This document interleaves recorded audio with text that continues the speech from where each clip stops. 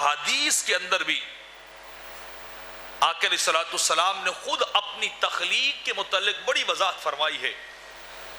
حضرت علی رضی اللہ تعالی عنہ روایت کرتے ہیں، آقا علیہ الصلوۃ والسلام ارشاد فرماتے ہیں کہ رب کائنات نے آدم علیہ السلام کو تخلیق کرنے سے 14,000 سال پہلے میرے نور کو پیدا کیا تھا۔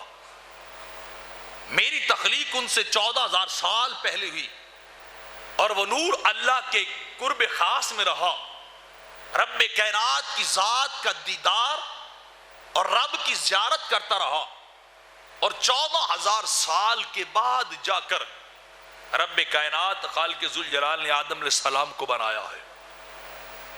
اس کے بعد جا کے آدم علیہ السلام کو تخلیق جو ہے وہ کیا گیا ہے۔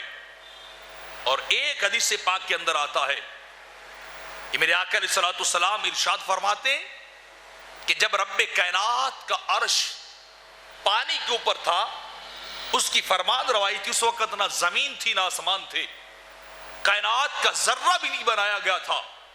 اس کائنات کے بنانے سے 50,000 سال پہلے رب کائنات نے میں مصطفیٰ کو پیدا کیا تھا۔ کائنات کے بننے سے 50,000 سال قبل، جب آدم علیہ السلام بھی نہیں تھے، جب لوح محفوظ بھی نہیں تھا، کچھ بھی نہیں رب کائنات نے بنایا تھا، اس وقت میں مصطفیٰ کے نور کو بنا کے خالق کائنات نے لکھا تھا کہ محمد رسول اللہ و خاتم النبیین، میرے ایک نبی ایسے ہیں جن کا نام محمد ہے صلی اللہ علیہ وسلم، اور انہیں میں نے خاتم النبیین بنایا ہے۔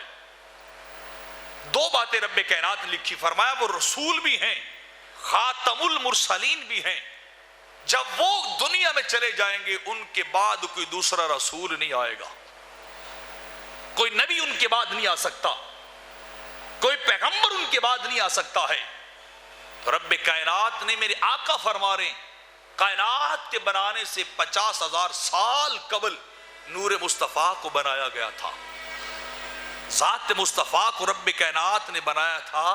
وہ شاعر کہتا ہے کہ فرشتے تھے نہ آدم تھا نہ ظاہر تھا خدا پہلے، بنے ساری خدائی سے محمد مصطفیٰ پہلے، بنے ساری خدائی سے محمد مصطفیٰ پہلے۔